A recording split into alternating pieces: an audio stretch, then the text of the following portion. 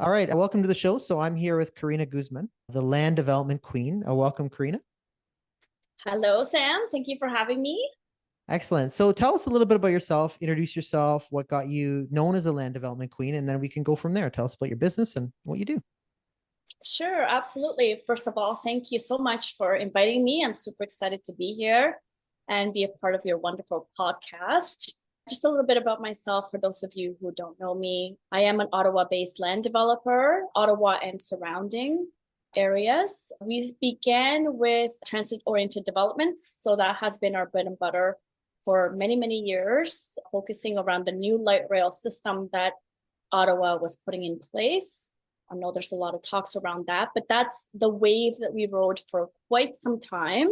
And it was a great wave because it was brand new and it opened up a whole bunch of opportunities for us to grow into the land development space. That's actually how I first began. Is I had seen a business journal in the Ottawa Business Journal, and it said Ottawa is supportive of intensification around transit. And for me, that was like bing, bing, bing, bing. Opportunity that nobody was really talking about. So I decided to take it on and just begin, because before that, I was just doing buy and hold, Okay. typical, real estate strategy. I wanted to up my game. I wanted to learn more. I wanted to do something more exciting. I was in the corporate world, but I did that on the side with the transit-oriented developments. And then we got into a variety of things, severances, land assemblies. We got into some upzoning and site plan applications, and we went into some 8-plexes, 12-plexes, 60-plexes. We're doing some mid-rise apartments as well. And then from there, I decided, you know what, let me take the journey a bit further now and go into some subdivisions. I have a really big passion for creating value in people's lives, finding ways to connect people more. That is my philosophy, is how can we have more connection with each other so that we can empower each other, we can create more business, more economy, we can reduce mental health. And I have children, so for me, it's a passion of mine to think about this generation and what we're going through and how we can help each other and grow, but also multiple generations to come and have more of a holistic view of having more fun in life together. That is my whole philosophy. So that's what we're doing now. We're really focused around subdivisions. The whole land development queen tagline, to your question, Sam, purely by coincidence. I decided to coach in the land development space purely because people were asking me for it. Before that, I was not coaching. And it's just one event that I attended. And you take a picture with somebody at an event and then they tag you, and she wrote the land development queen. And then from there on, everybody started tagging me that. So I thought, you know what, it's a great tagline. I love it. And I just accepted it and brought it on as one of my personas, I guess you could call it. Thanks for sharing that. So there's obviously a ton to unpack there. So you started in the buy and hold as an investor.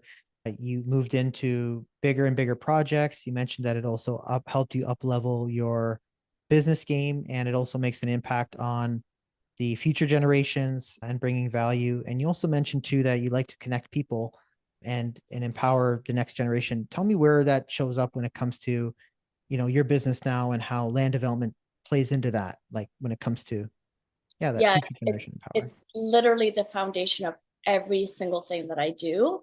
So, for example, in my coaching business, I have a lot of students that are brand new to land development and they want to learn the ins and outs, but I also teach from experience. My whole entire coaching business is around my experience. And anybody who knows me as a coach, I give a lot of live examples, good, the bad.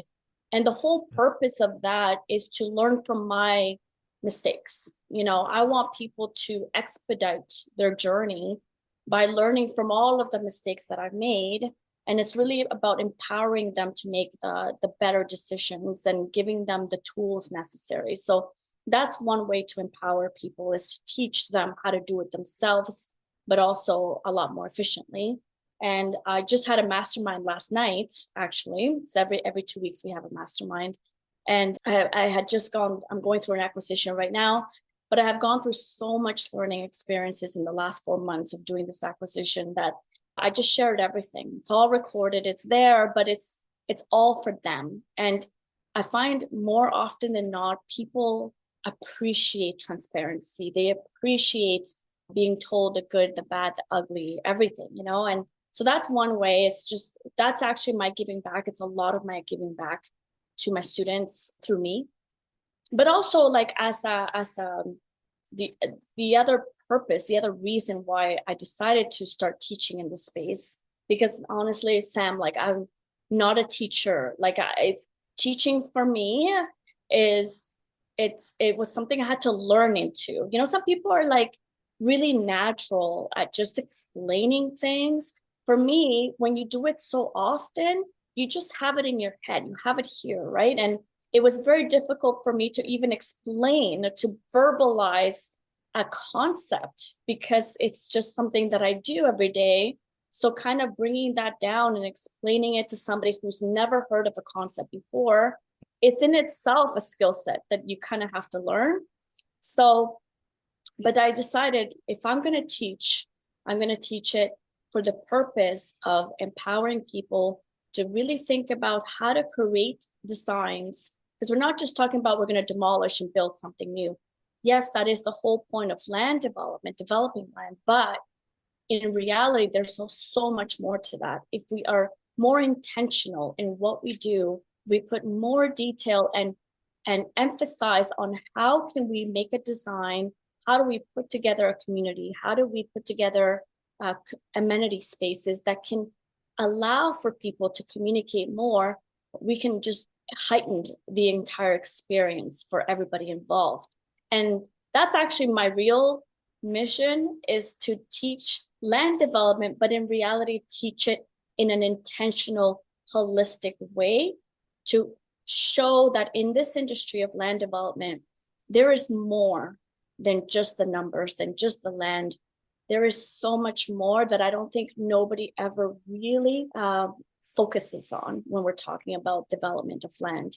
And if we can do that, that's my whole goal. If I can just have one person think about it in that way, I think we can really start to make a lot of change in people's lives.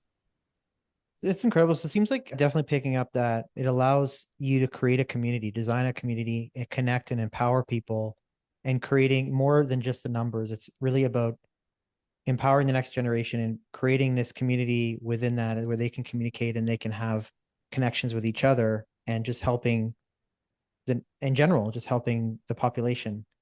For So sure. if someone's getting in, like let's say someone doesn't know anything about land development, guess what are some maybe myths about land development? Why land development, and how does it really work? Like let's say someone just getting started or would like to know, is this for only builders, for example? Like what do you say about that?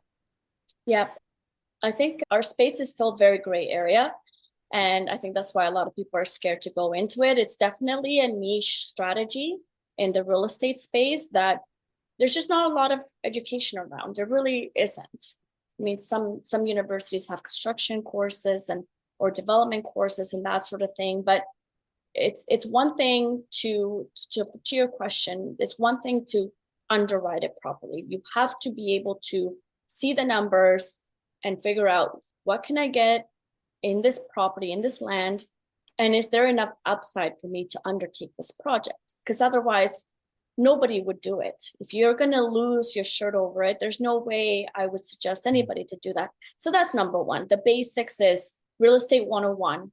Buy it, and buy it so that the numbers make sense. That's number one. Obviously, the zone is a big component of it. Every single parcel of land has a zoning attached to it, is the definition of the land.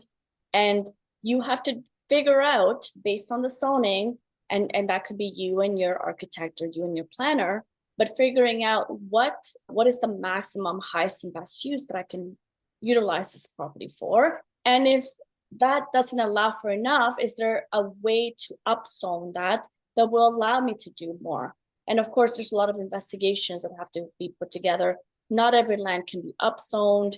The city has to have an appetite for it, or at least have an indication that they have an appetite for it. But there's a lot of due diligence that has to happen in order to make sure that you are going to be approved for that. And there's ways to do that, of course, as part of the whole putting something under contract and making sure that it's going to flow. And then there's the whole aspect of, okay, now I see this property, it has development potential. I think the numbers make sense. Now, is it going to work? You're going to do the due diligence and all that. And then figuring out how to capitalize it, how to capital stack it, and making sure that the capital stacking is going to allow you to do the exits that you want to do. And I always teach 3 exits minimum has to be a rule of thumb for any kind of development project. In fact, I think any project you should ideally have multiple exits on it. Great. And then just going through that process, right? It is a process that you have to go through in order to figure out, but it all really starts with the zone and what the city will allow to do on that property.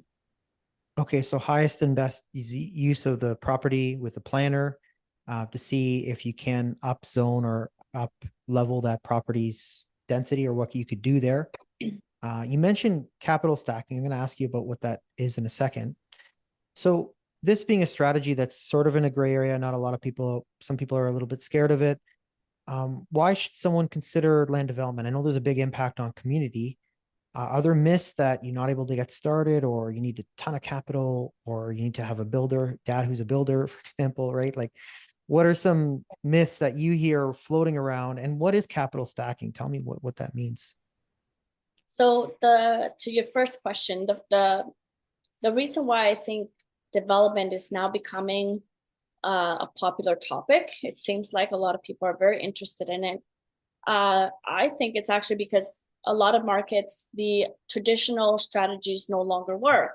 Like in Ottawa, and I think probably in your KWC, especially Waterloo, you're probably seeing that a BRRRR strategy really doesn't work very well anymore. SDU conversions, taking that bungalow and adding an SDU in the basement.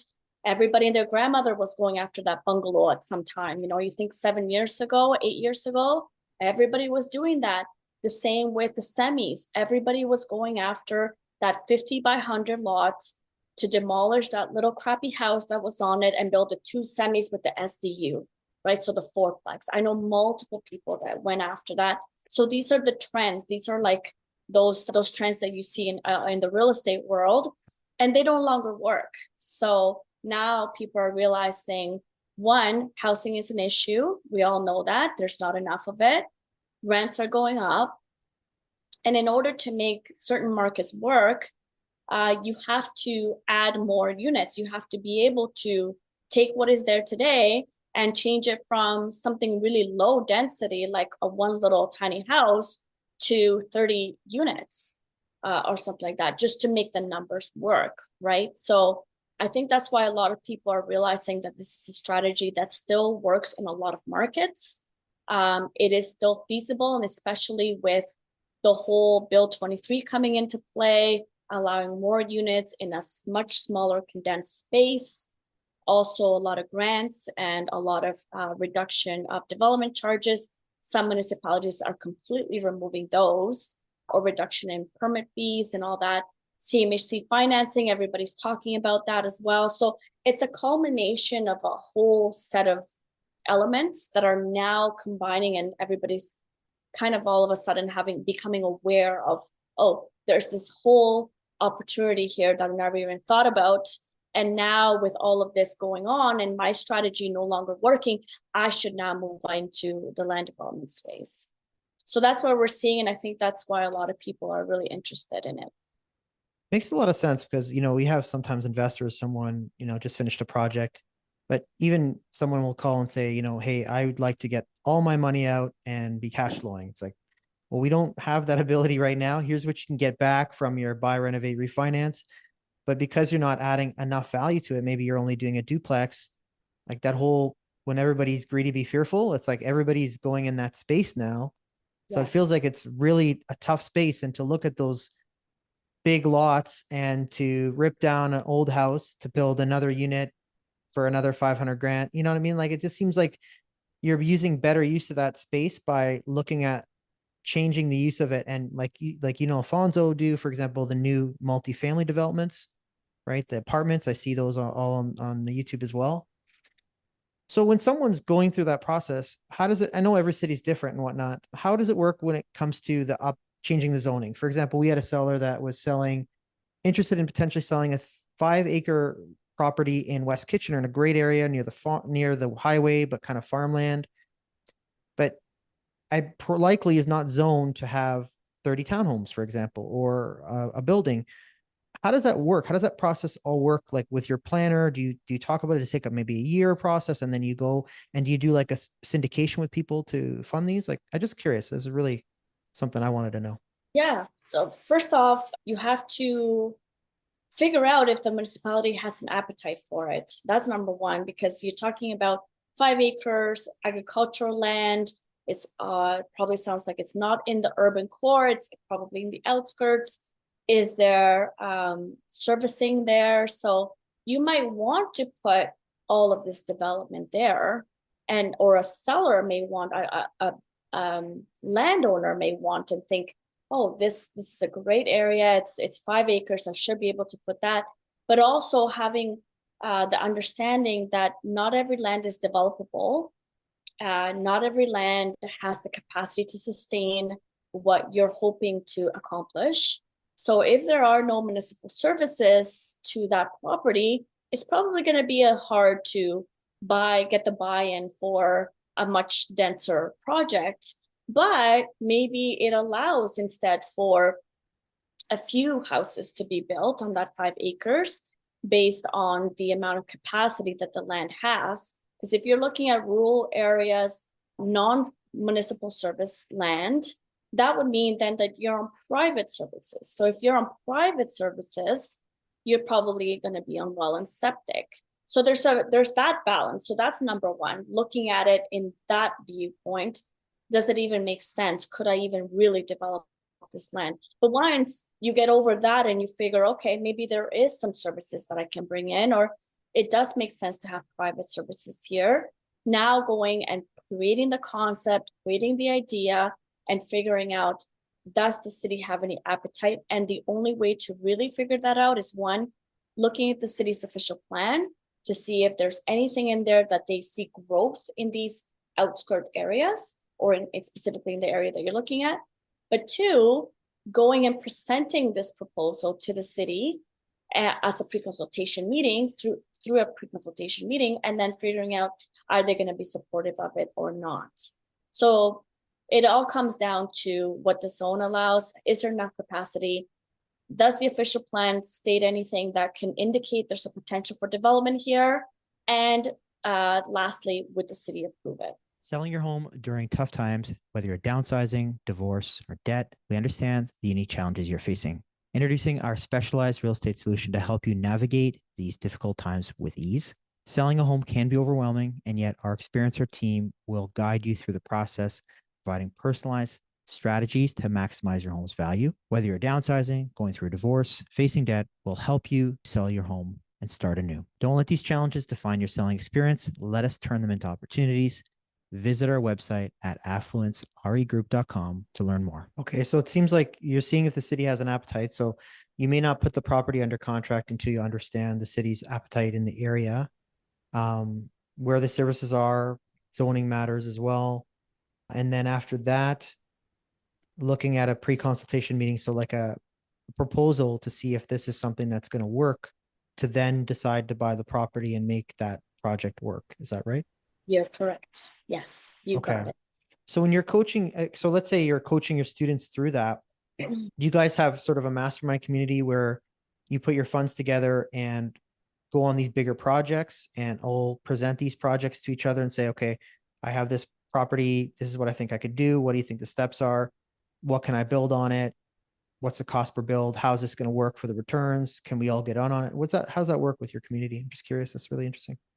Oh, so there's two separate things. When I mentioned my land development mastermind, that's actually part of my coaching business. Okay. So that's more of an educational platform. It really is a completely educational platform. So normally, I'll create a educational piece. I mentioned to you, I really teach about experience. So Normally my teaching is literally something that I'm going through. Live case studies is what the students really love. Or I may even put in a student who is already undertaking their first project and analyzing it with the team, with the whole group, so that we can see the insights of projects and uncover what they look like. So that's a completely educational platform for my land development students. So that's number one.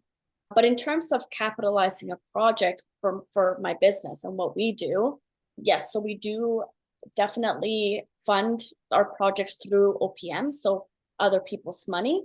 We also put our own money into every single deal. There's never been one deal that we have not. In fact, when we first began our land development journey, my husband and I only used our own resources, our own money, our own everything. And I like doing that because I made a lot of mistakes. I really was just kind of throwing myself to the wolves and figuring things out, but it allowed me to do it on my own. And at the same time, not knowing, because at the time I didn't know about OPM. I literally had no idea about raising capital. It didn't even occur to me that you could raise capital for the real estate. It didn't even know that. And the only time that I actually began was during COVID, because during COVID, everything shut down and everybody was so scared. And then I told my husband, this is the time. We have the opportunity to scale this business and to really obtain a lot of new projects, exciting ones. And that's when I got a coach, and he started teaching me about how to raise capital and how to put presentations together and how to even do that. So now we've worked up to a really nice investor pool list. They're our exclusive investors. They're part of our community. I also teach them, so I'm become like this teacher all of a sudden, because a lot of our investors invest with us because they want to learn through the process. So it's kind of naturally just evolved that way. But it's fun too, because then they get to see the insights of how things are working internally, and we go through sites and we bring them in and we do all of that kind of fun stuff. So that's with our own investors and our pool of investors. We're constantly growing that, of course, as we're undertaking more subdivisions. It does require a lot more capital and some heavy lifting to happen. But we're really blessed to be in that situation where people know who we are. They're our friends, they're our family, they're people who have grown throughout the years with us. And it's very much almost referral based. A lot of people come to us because they were referred by somebody or somebody else told them. It's very organic the way we've grown our investor pool. And so that's why a lot of people ask me, like, I never see anything on your social media. I don't see any big announcements and things like that. I'm not a big social media person. Yeah, sure. Yeah. And it's not because it's not good. It's just it's just not my priority. My priority is my team, what I do every single day, communicating like this. I love this. What you and I are doing, communicating, talking to each other, adding to each other's lives right now, that is what I love. And I don't really get that from my social media experience. So I think that's probably why I don't really focus on it too much. But that's what it is. It's just so organic in everything that we've done.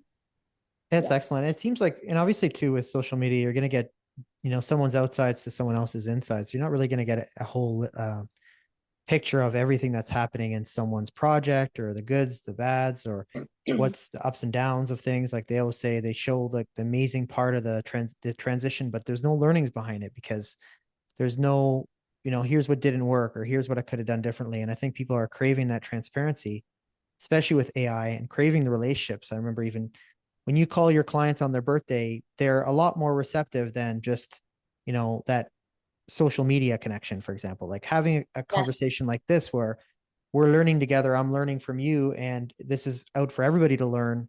It's fantastic. And I think that's a great point that you brought up. So Yeah. it I seems think like this platform.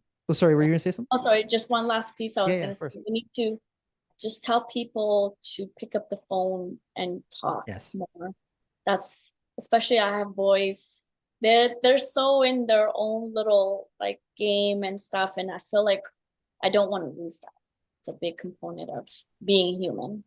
I love that. Well, it seems like you're very intentional in the way you communicate and you add value. And I think the way you show up with your boys, they're seeing that and they're going to model that. So I think that's something you should be really, really proud of. So that's incredible. Two real quick things. So one, it seems like your community, you have an educational platform, sort of helps the investors understand what they're investing in. And then you have another platform that's sort of raising funds and showing the returns of certain projects and what's happening that you're investing in that you're allowing people to buy into. Is that sort of the idea? Yep, yep, you got it. You got it. That's it. Okay. Now Mhm. with business, how has your business had to pivot when it comes to, you mentioned you use COVID as an opportunity to actually expand and scale. Tell me a little bit about how you've been able to pivot your business through this time as well.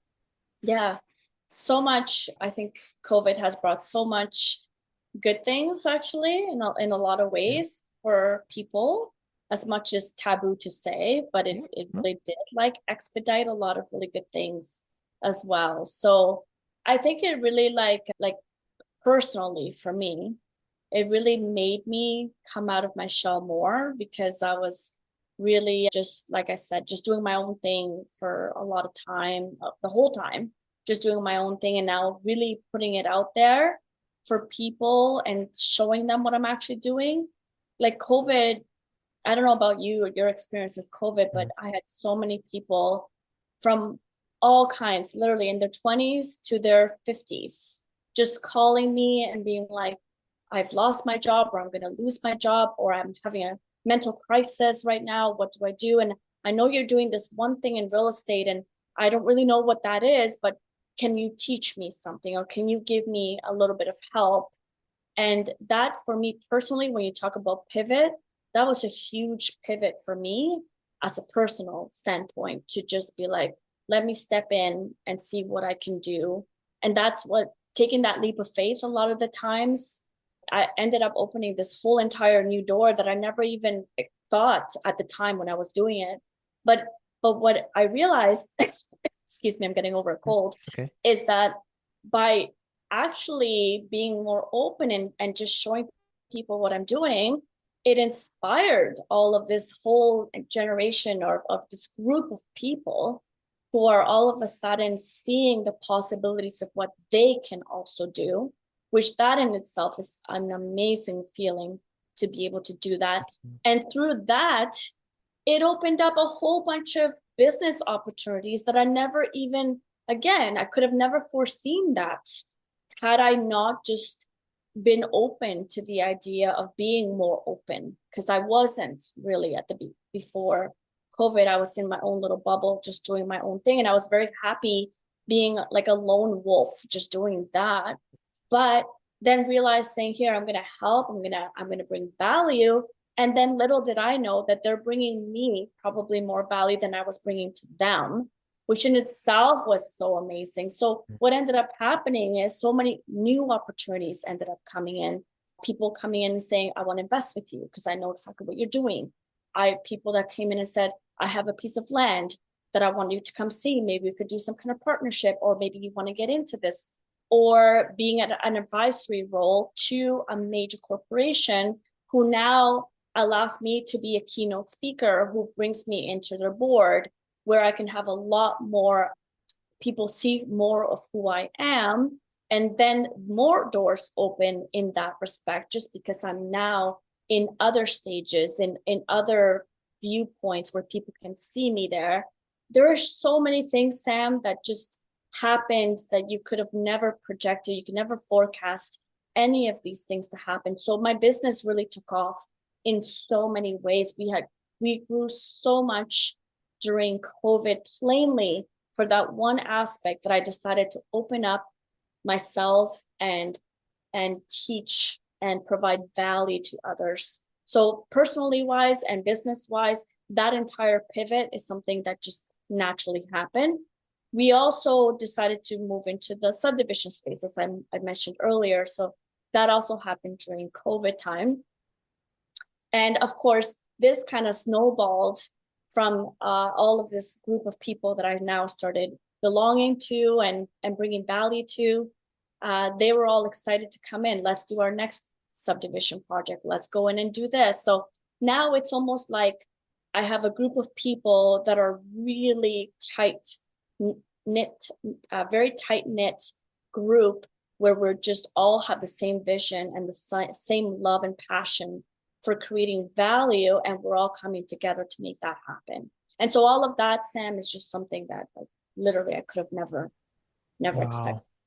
So when you say it also like it forced you to sort of get out of your shell, do you find that you had to start, people reached out to you and they needed to be inspired and you needed to sort of live out that value of contribution to help them?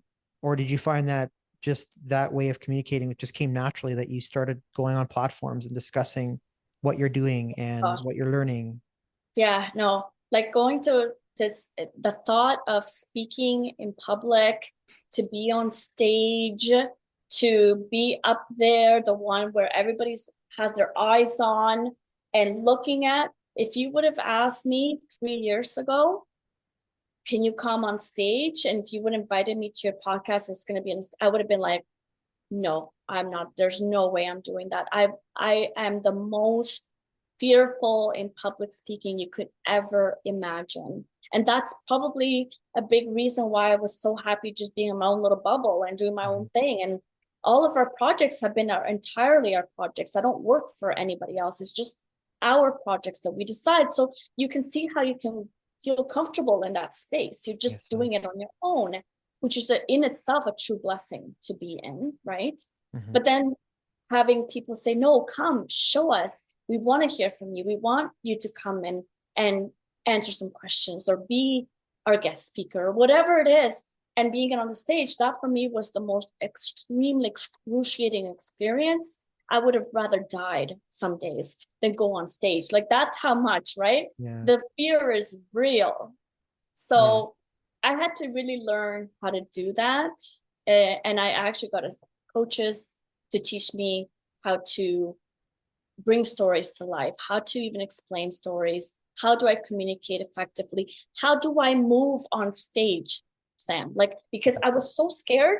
I was like this. I was just like, I would not move. And I was like a robot. Like I'm just literally paralyzed trying to say words. And I couldn't even remember what I had just said. So I had no idea where I was ending the sentence with. That's how bad it was, Sam. Like so bad. And then eventually it's just through practice. It was just literally putting myself out there. I have videos of me for the very first times, and it's excruciating to watch. It's terrible. And now I go on stage and people are like, oh my God, you're such a natural. You're my favorite speaker to listen to. And I came here, people fly in to come watch me speak because they know I'm going to be speaking at that event. And that is so amazing to hear because that is a huge growth experience for me in the last 2-3 years of being able to do that. That is like amazing for me to be able to do that. Yeah, it shows. I mean, you spoke with Wealth Genius and those events and adding a ton of value for their group. And it definitely seems like you're inspiring a lot of people. A lot of people really want to know what you're doing and how to pivot in this space and understand how to make their investments work in that area as well, at whatever area they're doing land development in. So it definitely seems like obviously you're very successful right now. When it comes to some principles you teach in your speeches, when you're talking on stage, what are some things that you teach your students? It could be success principles, or it could be things to inspire them, or things that they need to take away when you're, are there certain common themes that you like to share? That's a really, really good one, Sam. That's a good question. There's so many things. I think if I had to leave your podcast with just maybe a couple of items, one of the principles that I'd like to teach for the students is to buy it, whatever it is that you're doing, whether that's flipping, burring, land development, multifamily, buy it for what it is. I think that the issue is that in the land development world, people get excited that they see the potential of a property, me included, by the way. I get so excited in the space, but one thing I've learned throughout the years is that I want to buy it for what it is. So if it's a bungalow that the land has development potential, but it's a bungalow that you're buying it, buy it for that bungalow. Do not overpay, do not over forecast or think, well, I can do a 60 unit apartment building here. And that's the problem where a lot of sellers are also thinking, oh, my property is close to transit, or it's been redesignated, or the guy next door just built something, so mine must be worth a lot more.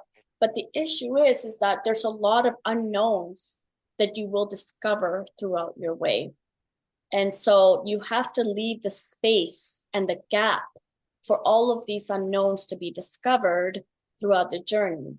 And the only way to have enough gap is to make sure that you buy it for what it is. Do not overpay, just buy it for what it is. Ideally undervalue, so it's great.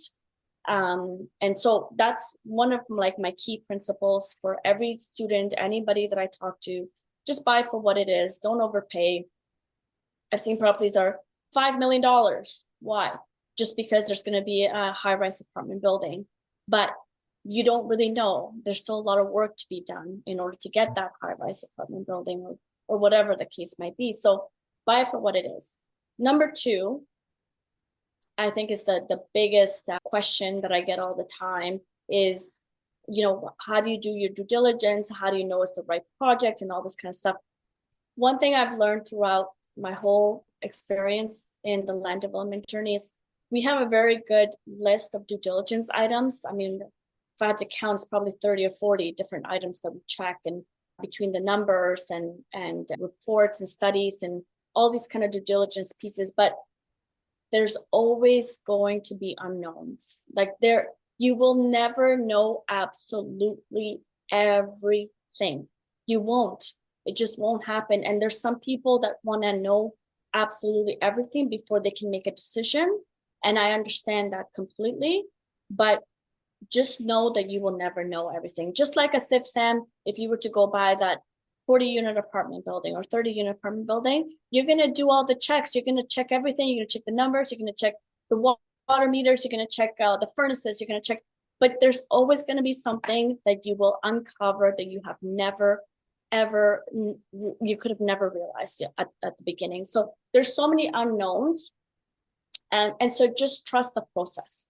Trust the process that at least if you've done your numbers correctly at the beginning and you've left enough gap in there for all of those unknowns, you will be okay as long as you're doing it properly in the upfront. So a lot of people come to me, I'm so scared, I'm so fearful. I get it, but just know that you're never going to know everything, and it's just impossible. But at least trust the process. Trust that you followed the plan, that you followed all the numbers, that you know exactly what you're getting into, and there's enough gap in there so that in the case that something does not go exactly right, you've at least put that buffer in at the beginning, and you know that you're going to be okay. And that's, as a coach, as anybody who's ever, held anybody's hand through a process, we all go through this, all of us, every single person. I still go through this. And then the third one that I do, one of my key principles is very much, I always tell everybody this, I am the least smartest person in my team. And it's actually by design. So anybody who's read the Napoleon Hill, book, that's the entire principle around it. And it's just get over yourself. There's no ego here. I love staying in what I love to do. And my team are experts at what they do. And so that also touches on the unknowns, because there's always going to be something that I don't know, but I do know this. I know that my team is a top stellar team. I know that they know what they're doing. And I know that no matter what happens, they're going to figure out a way because they are top. So that's all I have to know. That gives me the confidence and the assurance and the strength to keep going in times when you feel like, oh my gosh, I don't know everything. I'm really scared. I don't know what I'm doing. Whenever that fear takes on, what gives me the confidence is knowing I've done my proper due diligence and I have a stellar team that I know can can figure it out. All of us together, we can figure it out and make those changes necessary. So that's been my journey. That's what I share a lot of the times. And it really is that every day, all day. No, I really like that a lot. I think there's a lot of gems in there, especially with, buying it for what it is, understand the buffer, the due diligence, there's always unknowns, and account for that. So then it gives you more confidence and you have a community, like you said, that can help guide you through that, especially with they haven't done it before. So are you speaking with mostly, and we'll just kind of end out at this, but I know you've been in the space for a bit, balancing, having kids and family with your business and being a woman in the space, which you're breaking through and you're, very powerful woman in this space. What obstacles have you found and how are you kind of overcoming them day by day when it comes to, family life and business and so forth? Yeah. I think realizing that there's not really a balance is Yeah. number There's one. counterbalance. Yeah. We're trying so hard to have like this balanced No, life, but in reality, I kind of threw that yeah. out at Yeah. some point. I was like, there really is no balance in No. reality, right? In what we do. I think for a lot of like as being a mom, especially, and running a business and growing a business, scaling it, it's very difficult. It's a very difficult thing I have found in my experience because there is a lot of you're our kids need us. Like let's be real, right? Like there's a mother and a father, but a lot of the times the children need the mother a lot. I Mhm. would say in a lot of different ways that they don't need daddy for. Okay. And it's tough to be a mom. Like I have felt it so much, especially in the last 5 years, growing the business and not feeling like I'm not there for my children as much as Mm. I should be is definitely big. So one thing that I've learned, one is like I said, no balance, but also I've been I have gotten better at communicating with my boys about what I'm doing that day. So a lot of the things that I incorporate is I just said, instead of telling them that mommy's busy, let me just add them. They're going to come in with me and do all the things. Because when I first started, I was bringing my baby, like he was in like a little baby basket, Yeah. like the car thing. The baby And Catan I kind would of thing. Yeah, I know those things. yeah, Yeah. and I would just bring him with me to meetings and things like that because he was a baby and there was no daycare for babies. So Mhm. I would just bring him and do all that. And then I started that way. And then I kind of lost that because you get so busy and I'm running around like a crazy maniac, but then also trying to rush to get back home to be with the boys and all this kind of stuff. So now I just completely changed my script and I said, no, no, it's just going to be what I had started from the beginning. I'm just going to bring them along Mhm. no matter what. I bring them through the site. They're part of some of their Yeah. conversations in the mornings when we wake up and we say, okay, what's going on for you today? And they're like, I have this soccer and I have jiu-jitsu and I have this going on. I have a dictate at school. I have that. And then I'll say, okay, great. So this is what I have going on too. And if there's something really big happening that day, like let's say we have a city meeting and we're going to have a city call and city officials are going to be there and we're going to be talking to them, I tell them all about it. And then when they get home, they're like, so what happened? And I'm like, okay, so this happened. And we go through all of those things together. Like when I'm looking at a property and I literally print out the entire site and I'm like, let's draw out. What do you guys think? Should we do this kind of thing over here? Should we do that? Should we do that? And now they're part of it. It's like the whole script has changed. And of course, it helps because they're growing, getting bigger. They have ideas and thoughts and things like that. And so it obviously gets easier.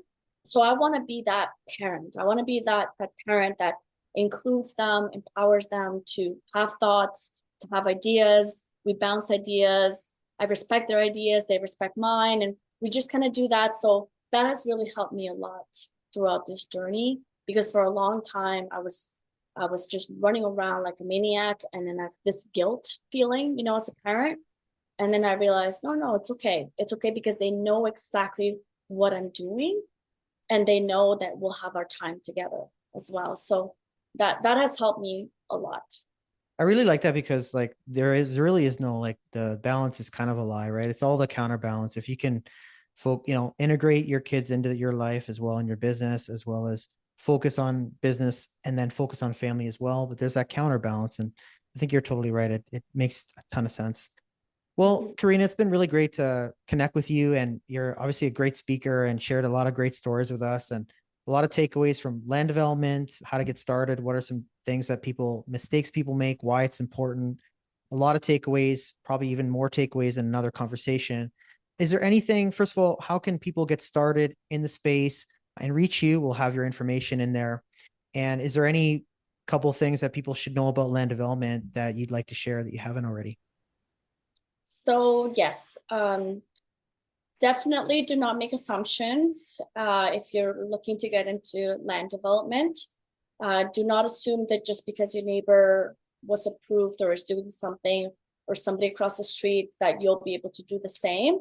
So really reach out to the experts, whether that looks like an architect in the area or an urban planner in the area, or at the very least, contact the city planning office to confirm the zone and confirm what the zone allows for you to do, and also what it does not allow you to do, because some zones also have very specific things that you are not allowed to do. You have no idea, Sam, how many people have reached out to me and said, I bought this property, I want to do this, and all of a sudden I look over it and it's like an entire floodplain zone in the back. And the floodplain zone is non-buildable. You cannot do anything. Yeah, absolutely. Things like that Absolutely. happen all the time. Or it's unserviced land. And here they're thinking I'm going to do a full development. And I'm like, no, it's too small to do, 1 acre developments, but it's not serviced. So you can only maybe put 1 or 2 houses on it at most. Mhm. So you have to do the checks. So at the very least, contact the planning department in the area that you're looking at. And then number two, contact experts, right? So do not make any assumptions and think I read the zoning and it's going to allow me to do that. No, there's more to it than just that. So contact them. In order to reach me, you can always find me on LinkedIn. That's probably one of the easiest ways to contact me. I do have my Instagram page. I don't always go and look at it. So the best way is LinkedIn for sure, if anybody wanted to reach me. Okay, great. So if they're looking to get some help, some guidance, some education, this will be a great spot as well as an investor community. So amazing, Carina. It's been really Absolutely. great having a conversation with you today. Thanks for sharing all your knowledge and it's been great connecting with you. Thank you so much, Sam. It was a pleasure being here with you today. Thank Thanks you. so much. Have a great one.